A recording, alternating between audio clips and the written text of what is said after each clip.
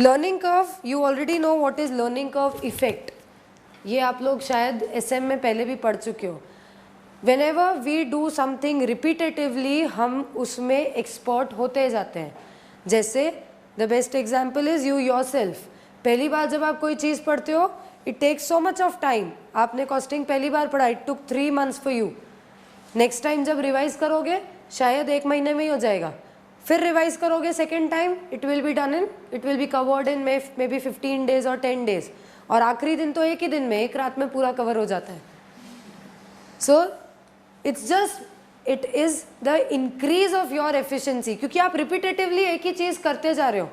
When you do it for the first time, आपको सबसे ज़्यादा सोचना पड़ता है, सबसे ज़्यादा कन्फ्यूजन्स होते हैं. दोबारा से जब वही चीज़ करोगे, जो चीज़ अभी हमने यहाँ पर करी क्लास में, घर जाके करोगे, इधर अगर आधा घंटा लगा होगा, घर जाके वही चीज़ 20 minutes में हो जाएगी. सो अगर आप लोगों ने FR ऑलरेडी पढ़ लिया है, you must be knowing consolidation के क्वेश्चन जब हम क्लास में करते हैं, इट टेक्स एटलीस्ट 1.5 hours. कम से कम एक क्वेश्चन को 1.5 घंटा लगता है. पर एग्जाम में हमारे पास 1.5 घंटा नहीं होता है ना. So we complete it in half an hour also. हम करते हैं क्योंकि रिपीटेटिवली जब हम वही करते जाते हैं, इतनी प्रैक्टिस करते हैं, तो हमारी एफिशिएंसी इतनी हो जाती है. आँख बंद करके हमें सारे वर्किंग नोट्स याद हो जाते हैं. ये इसके बाद ये, इसके बाद ये, ऐसे ही आना है, ऐसा ही फॉर्मेट बनना है. Everything is on our tips. Same चीज it happens with the labours also. अगर लेबर से आप एक चीज़ वापस करवाते जाओगे, so he will increase in efficiency. कोई चीज़ पहली बार अगर उसने बनाई, मान लो AC बनाया, पहली बार जब असेंबल किया 4 घंटे लगे. दूसरी बार जब असेंबल करेंगे डेफिनेटली 4 घंटे से कम ही लगेंगे. पहली बार बहुत सारी चीज़ें हमें नई समझनी पड़ी. दूसरी बार हमें कई चीज़ें इनमें से ऑलरेडी मालूम है, वी हैव एन एक्सपीरियंस, जल्दी हो जाएगा. तीसरी बार फिर और ज़्यादा जल्दी होगा. This is what we call a learning curve effect.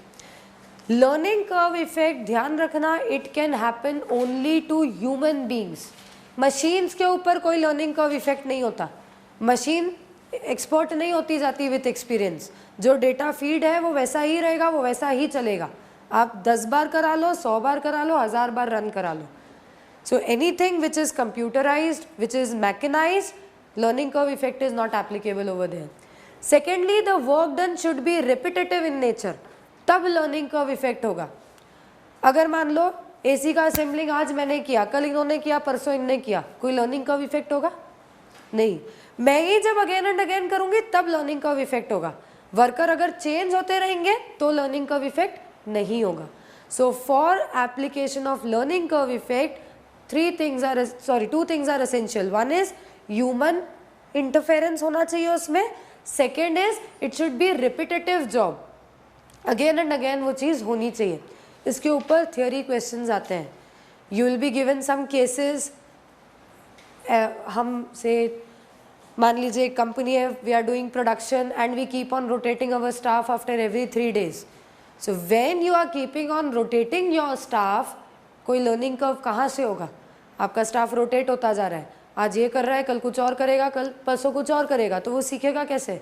Experience कैसे आएगा? सीख तो रहा है वो नई चीज़ें, but how will that learning effect come? हर बार वो कुछ नया सीख रहा है तो हर बार उसको उतना ही टाइम लगेगा. हर बार कोई नया एम्प्लॉय आके वो काम कर रहा है, हर बार उतना ही टाइम लगेगा.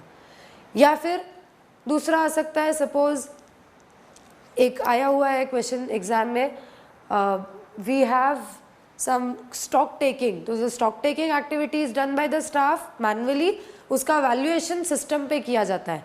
Counting is done manually, valuation is done by the system. जो manually हो रहा है counting, उसमें learning curve effect आ सकता है. Again and again अगर मैं हर महीने stock count करती रहूँ तो I'll get an experience. आप में से कईयों ने शायद stock audits किए होंगे. We do not go for counting 1 1 1 1. हम stacks count करते हैं. 4 stacks are there, 8 in this line और 4 ऐसे रखे हुए हैं. हम उनको मल्टीप्लाई करके वैल्यूज फाइंड करते हैं. This is what comes by experience, कि हमें मालूम है उस साइज का एक के ऊपर एक ही जाता है. जितना ज़्यादा हम एक्सपीरियंसड होंगे उसमें, जितना ज़्यादा बार हम करेंगे उतना जल्दी हम कर पाएंगे. Every time we will not have to think over ये बॉक्स के अंदर कितने यूनिट्स रखे होंगे, कितना एक स्टैक में कितने क्वांटिटी होगी. एवरी टाइम सोचना नहीं पड़ेगा हमें, एक्सपीरियंस से याद हो जाएगा हमें. So it will save upon our time. लेकिन जो वैल्यूएशन सिस्टम कर रहा है that is done by the system. वो प्रिंसिपल जो सिस्टम के अंदर फीड किया गया है वो हमेशा उतने ही टाइम में रन होगा। उसमें ऐसा नहीं है कि पहली बार में ज़्यादा टाइम लेगा, दूसरी बार में कम टाइम लेगा, तीसरी बार में और कम टाइम लेगा। So the valuation part will have no learning curve effect, only the counting part will have the learning curve effect. Okay, ये तो मीनिंग हो गया लर्निंग कर्व इफेक्ट का। Now mathematically it has been expressed in two things. One is the learning curve ratio and the second is the learning curve equation. This is very easy. ये थोड़ा सा difficult पड़ सकता है, थोड़ा सा mostly इसमें लॉग्स आ जाते हैं, इसलिए हमें देखकर ही घबराहट हो जाती है। एक्चुअली डिफ़िकल्ट नहीं है, जस्ट बिकॉज लॉग किए हुए बहुत ज़माना हो गया है इसलिए हमें घबराहट होती है लॉग देखकर ही कि ये नहीं बनेगा। और ये तो बहुत ज़्यादा सिंपल है, this is just conceptual. Learning curve ratio is time taken for first 2n units, average time taken for first 2n units divided by average time taken for first n units. आप एक unit बनाने में जितना time लेते हो that is this. When n is 1 2n is 2। अगर मान लो मैं बोलूँ मेरा लर्निंग कर्व रेशियो इज 80%, मान लो मेरा लर्निंग कर्व रेशियो इज 80%। पहली बार जब मैंने AC असेंबल किया it took me suppose 5 hours for the first unit which I produced average time was 5 hours। So now जब मैं 2 यूनिट्स बनाऊंगी तो मेरा एवरेज टाइम कितना हो जाएगा, this is the average time taken, ये ध्यान रखना। ऑन एन एवरेज मेरा टाइम टेकन कितना हो जाएगा जब मैं 2 यूनिट्स असेंबल करूंगी। I can get from this, it is nothing but 80% of 5 मतलब 4। ये 4 hours का मतलब ये नहीं है कि सेकेंड वाला AC जो मैंने बनाया वो 4 hours में बना। This 4 hours is not that second AC जो असेंबल किया ना वो 4 hour में बना, नहीं। This is the average time taken of first 2 units, मतलब पहला यूनिट तो 5 घंटे में बनाया और दूसरा यूनिट भी बना लिया, उन दोनों यूनिट का एवरेज करके टाइम हो गया है 4। ये सिर्फ सेकेंड यूनिट का टाइम नहीं है, दिस इज द एवरेज। पहले यूनिट पे टाइम अगर मुझे 5 घंटे लगता है तो 2 यूनिट्स का एवरेज टाइम लगेगा 4 hours। 2 यूनिट्स का 4 hours एवरेज टाइम, इसका मतलब मैं बोल सकती हूँ 2 यूनिट्स बनाने में मुझे टाइम लगा होगा 8 hours, दोनों यूनिट कंप्लीट करने में। और मुझे ये मालूम है पहला यूनिट तो 5 घंटे में बना है, इसका मतलब दूसरा यूनिट 3 घंटे में बना होगा। 8 घंटों में से 5 घंटे तो फर्स्ट यूनिट ही बना, तो दूसरा यूनिट बनने में सिर्फ 3 घंटे ही लगे होंगे। ऑन एन एवरेज हमारा टाइम हो गया 5 + 3 डिवाइड बाय 2 करके हमारा टाइम हो गया 4। तो ये एवरेज है, this is not the time taken for the 2nth unit, second unit का टाइम नहीं है ये, this is the average time for the first 2n unit. यहाँ पर अगर मैं चाहूँ तो बोल सकती हूँ पहले 10 AC बनाने में मुझे 50 घंटे लगे, पहले 10 AC बनाने में। नाउ दिस इज 2n, मतलब ये मुझे बताएगा पहले 20 AC बनाने में कितना टाइम लगा। फर्स्ट 20 जिसके अंदर ये तो इंक्लूडेड है ही, इसके अलावा वाले 20 नहीं है, इस फर्स्ट 20 हम बोल रहे हैं। तो फर्स्ट 10 तो ये थे, उसके बाद वाले और 10 मिला के दैट विल बी 40। मतलब यहाँ पर n ज़रूरी नहीं है 1 हो, it can be 1 2 3 what ever it is. हो सकता है हम कोई चीज़ें होती हैं जो यूनिट वाइज प्रोड्यूस होती हैं, जैसे असेंबलिंग ऑफ AC की अगर हम बात करें, एक असेंबल होगा फिर दूसरा होगा फिर तीसरा होगा। और कुछ चीज़ें होती हैं जो बैचेस में बनती हैं, कुछ चीज़ें ऐसी भी होती हैं जो एक साथ पूरी बनती हैं। से मेडिसिन्स एक एक करके नहीं बनती है, मेडिसिन को पूरा का पूरा उसका एक बैच रन होता है, पूरा एक साथ बनता है। उस केस में हम एक बैच का टाइम लेते हैं जिसमें हो सकता है 50 यूनिट आए, हो सकता है 100 यूनिट आए, वो हमारा हो जाता है n। जब बैचेस में लॉट्स में प्रोडक्शन होता है then that time this n is not 1, ये कुछ और होगा जितने यूनिट्स आपने एक लॉट में प्रोड्यूस किए। तो फिर उसका डबल इधर हो जाएगा 2n। मतलब this formula it gives us only the time taken when your quantity is doubled. जब आप क्वांटिटी डबल करते हो, आपको कोई 1 या 2 या 5 या जितने भी है, एक फिक्स क्वांटिटी के लिए आपको टाइम टेकन गिवन है। ऑन एन एवरेज इतनी अगर हमने क्वांटिटी बनाई तो टाइम इतना लगा, that is given for you. और आपसे अगर उसका डबल ही पूछा जाए ना, तो ही आप ये फॉर्मूला अप्लाई कर सकते हो। अगर आपको 10 यूनिट का टाइम दिया है तो आप 20 यूनिट में ये फॉर्मूला अप्लाई कर सकते हो। सिर्फ 20 यूनिट्स में, 15 यूनिट्स के लिए ये अप्लाई नहीं होगा। ओके जब तक क्वांटिटी डबल नहीं होगी you can not apply this formula. लेकिन डबल कर करके हम इसको मल्टीपल्स ऑफ 2 में अप्लाई कर सकते हैं। जैसे 1 यूनिट के बारे में दिया है तो आप 2 के लिए निकाल सकते हो, 4 के लिए निकाल सकते हो, 8 के लिए निकाल सकते हो, 16, 32 like this you can keep on counting by using formula. कैसे? 1 यूनिट का टाइम हमें दिया था 5 आवर्स लगेंगे, हमें दिया था अगर हम 1 यूनिट बनाएंगे तो हमें टाइम लगेगा 5 आवर्स। तो हम 2 यूनिट का निकाल सकते हैं।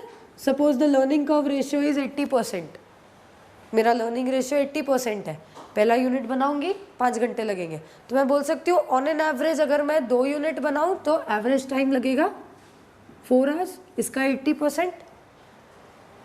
उसके ओके यहाँ तक तो आया समझ में। उसके बाद अगर मुझे निकालना है 4 यूनिट्स में मुझे कितना एवरेज टाइम लगेगा, तो अब क्या करूं, ये जो 4 आवर्स है ना इसको n मान लूं, ये जो 2 यूनिट्स है इस 2 को मैं n मान लूं, 2n हो जाएगा 4 यूनिट्स।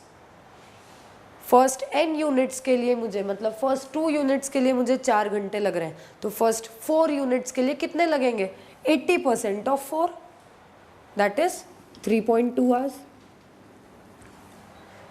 वैसे ही अगर मुझे 8 यूनिट्स का पूछा है, 8 यूनिट्स का आप एवरेज टाइम टेकन बताओ, तो वो भी मैं बता सकती हूँ।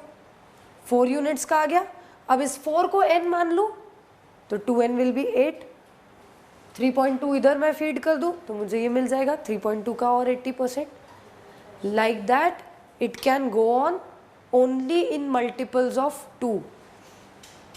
जब तक हमें कोई क्वांटिटी दी है जिसका हमें एवरेज टाइम टेकन दिया हुआ है और हमें उसके मल्टीपल्स ऑफ 2 में टाइम टेकन पूछा है, we can use this formula.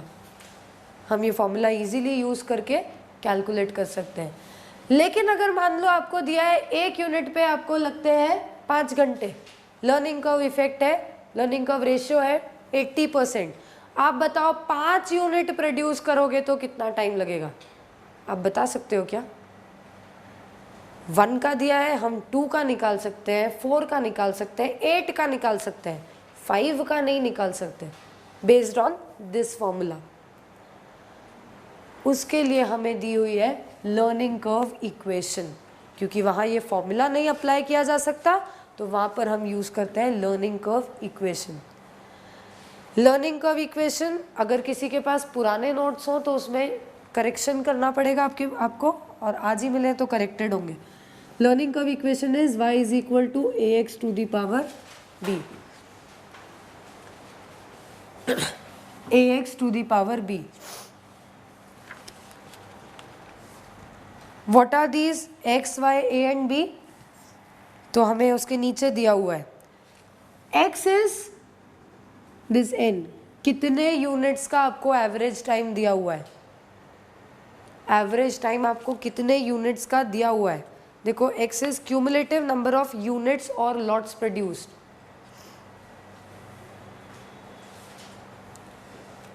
x is आप कितने यूनिट्स प्रोड्यूस करने वाले हो, क्यूमुलेटिव नंबर ऑफ यूनिट्स और लॉट्स, या तो यूनिट्स में बात की गई है या फिर लॉट्स में बात की गई है। सो this is the number of units, कितने आपको प्रोड्यूस करना है।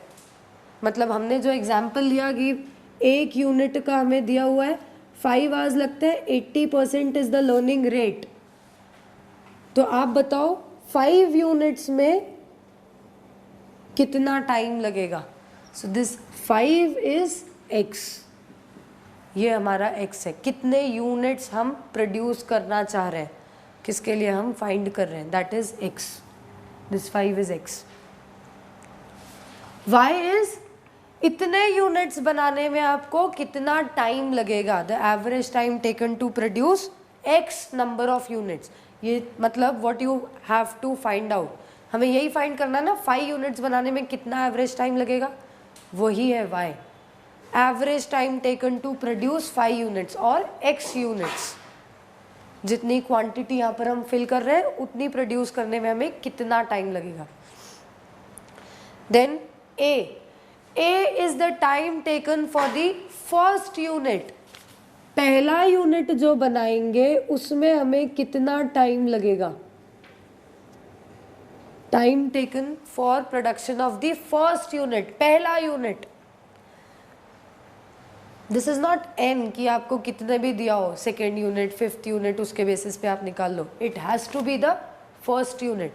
यहाँ पर तो हमने देखा था अगर इधर 5 दिया इधर 10 का निकाल लेंगे, इधर 3 दिया इधर 6 का निकाल लेंगे, n कुछ भी हो सकता है, इट वॉज नॉट नेसेसरी कि ये 1 ही हो यहाँ पर, लेकिन ये 1 होना कंपलसरी है। हमें पहले यूनिट या फिर पहले बैच में कितना टाइम लगा है वो मालूम होना चाहिए। And B is known as a learning coefficient.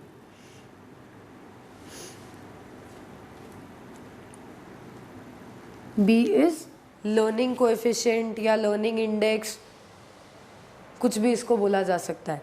और B की वैल्यू कैसे आती है, तो B is given by log of learning curve ratio divided by log 2। Generally तो आपको ये निकाल के ही दिया जाएगा, अभी तक तो कभी ऐसा हुआ नहीं कि कभी किसी एग्ज़ाम में हमें ये निकालना पड़े B की वैल्यू, मोस्टली निकाल के ही दी जाती है।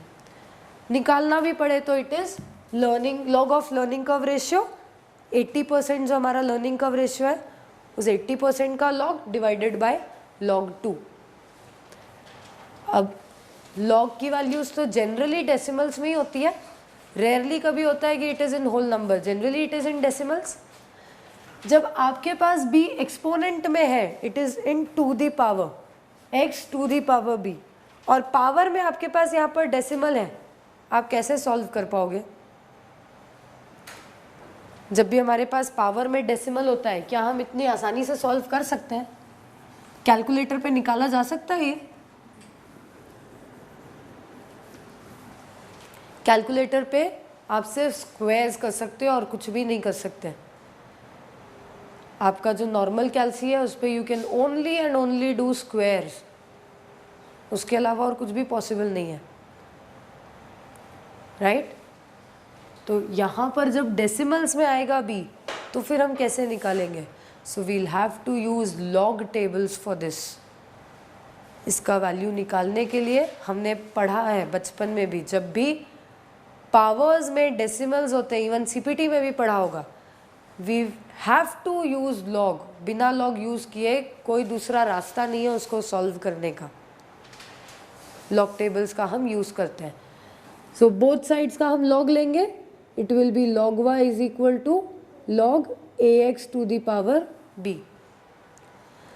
When ever there is a product, जब भी लॉग में आगे प्रोडक्ट होता है तो हम उनको ऐड कर देते हैं, this a into x to the power b will become log a plus log x to the power b। ये log की प्रॉपर्टीज है। और जब भी इधर पावर में कुछ होता है, log के आगे कोई नंबर है उसके ऊपर पावर में कुछ है, वो मल्टीप्लाई हो जाता है, log a plus b log x, ये इस साइड आ जाता है powers. These are the properties of log। कुछ डिवीजन में है तो लेस हो जाता है, कुछ मल्टीप्लिकेशन में है तो ऐसे ऐड हो जाते हैं उनके लॉग्स, और पावर जो भी होता है वो कांस्टेंट की तरह लॉग के आगे आ जाता है। This is how we find out the logs. So our learning curve equation becomes log y is equal to log a plus b log x। आया समझ में? हमें ये याद रखना, या तो ये या फिर ये, दोनों में से कोई भी एक याद रख लेंगे, हमारा काम हो जाएगा। अब हमें log a का निकालना पड़ेगा, a is the time taken by the first unit, पहला यूनिट बनाने में कितना टाइम लग रहा है उसका log निकालना पड़ेगा, plus b is the learning coefficient which is the log of learning ratio divided by log of 2, जो जनरली तो हमें दिया ही जाएगा figure, multiplied by log of x. x is the number of units which we have to produce. इन दो जगह हमें लॉग लेना पड़ेगा, a का और x का. उससे हमें मिलेगी वैल्यू, लेकिन वो वैल्यू तो होगी log y की वैल्यू. इसको सॉल्व करके जो मिलेगा वो तो होगा log y. हमें चाहिए y, तो y कैलकुलेट करने के लिए हमें log y का एंटी लॉग लेना पड़ेगा. एंटी लॉग y, जो इधर आई वैल्यू उसका एंटी लॉग.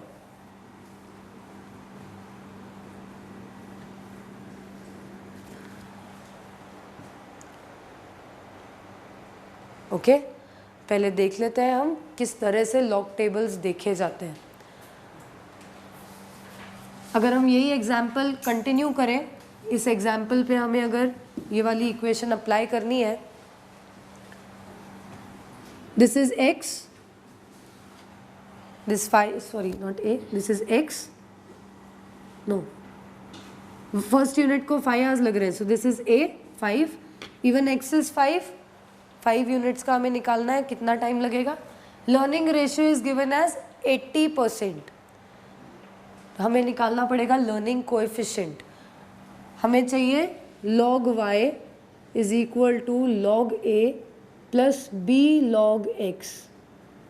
a की वैल्यू मिल गई हमें, it is 5. a is the time taken for production of the first unit. पहला यूनिट बनाने में 5 घंटे लग रहे हैं, सो a की वैल्यू इज 5. b की वैल्यू हमें फाइंड करनी पड़ेगी एंड x की वैल्यू भी हमें मिल गई 5. ये भी हो गया log 5. अभी देखिए b की वैल्यू कैसे निकालेंगे. b is the coefficient of learning ratio, sorry b is the log of learning ratio, that is log of 80%, मतलब 0.8 divided by log of 2. This will be the value of b. तो हम देखते हैं log कैसे check करेंगे. निकालिए log table.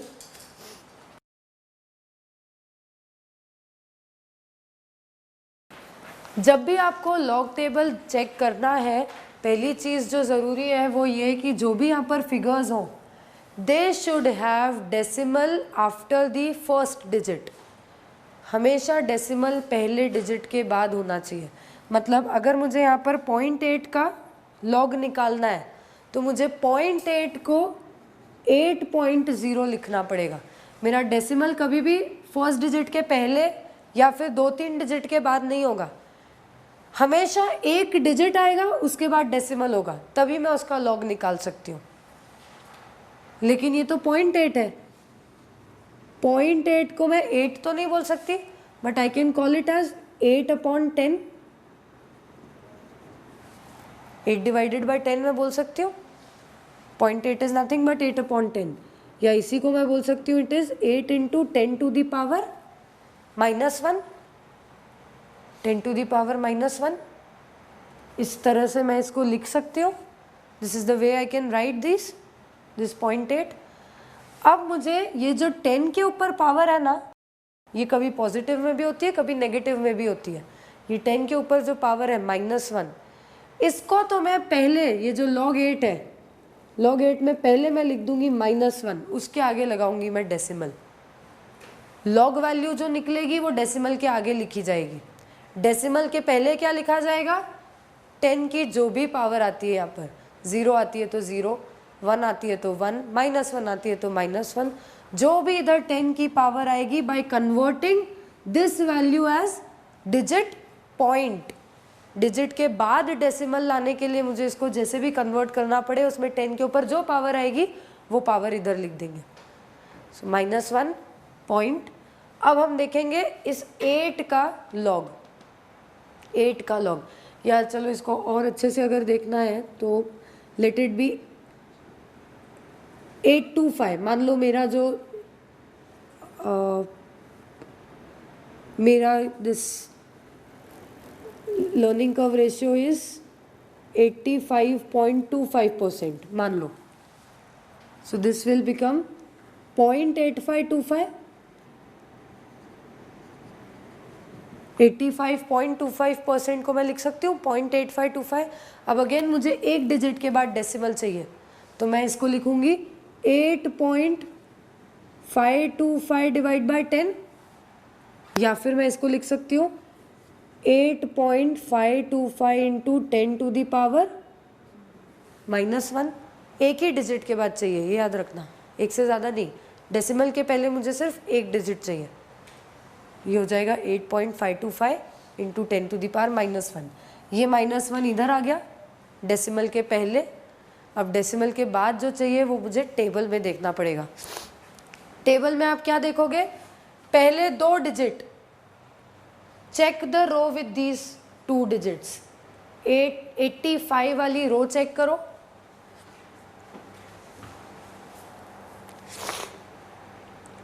The row with 85। उसके अंदर चेक करोगे कॉलम 2 वाला कॉलम, रो 85 वाली कॉलम 2, क्या आया figure 9304। So it is actually 0.9304। उसमें ऐड हो जाएगा फिर ये जो लास्ट वाला है उसका मीन डिफरेंस। देखो आगे लास्ट में कॉलम्स है मीन डिफरेंस के, मीन डिफरेंस में 5 वाला कॉलम 3, तो इसमें हम इधर 3 ऐड कर देंगे। Finally we'll get 0.9307। ये है हमारी लॉग वैल्यू, -1.9307। आया समझ में? पहले 2 डिजिट, पहली चीज तो कंपलसरी है, उसको कन्वर्ट करो डिजिट और उसके बाद डेसिमल। डेसिमल के पहले एक डिजिट हमें चाहिए, उस फॉर्मेट में उसको कन्वर्ट करो। 10 के ऊपर जो भी पावर्स चाहिए वो दे सकते हो, प्लस में माइनस में, जैसे भी आपका कन्वर्जन होता है वैसे कन्वर्ट करो। जो पावर आई है 10 की वो इधर चला जाएगा डेसिमल के पहले। डेसिमल के बाद की वैल्यू के लिए आपका जो फिगर आपने लिखा ये वाला, उसके पहले 2 डिजिट देखो रो में, 3rd डिजिट देखो कॉलम में, और 4th डिजिट अगर है तो देखो मीन डिफरेंस में। पहले 2 डिजिट रो में और 3rd डिजिट कॉलम में, उस कॉलम और रो का आपको एक पर्टिकुलर एलिमेंट मिलेगा, फिर उसमें ऐड हो जाएगा मीन डिफरेंस वाला value, that will come after decimal.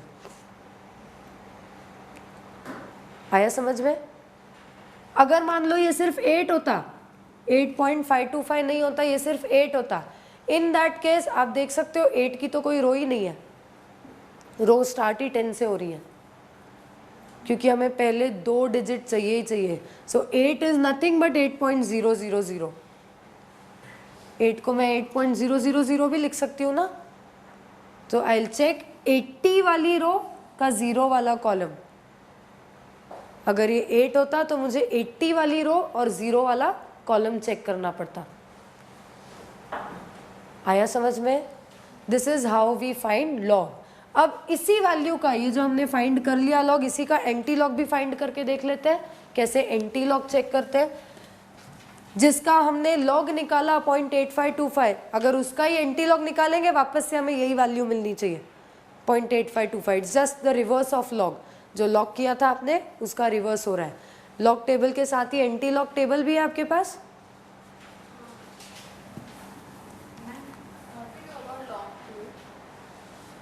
Log 2 भी निकालना पड़ेगा, फिर उनका डिवीजन देखेंगे। वो सब तो हम जब क्वेश्चंस करेंगे तो देख लेंगे। अभी आप सिर्फ लॉग वैल्यू कैसे निकालते हैं वो देख लो। हम अब निकाल रहे हैं anti log value of this.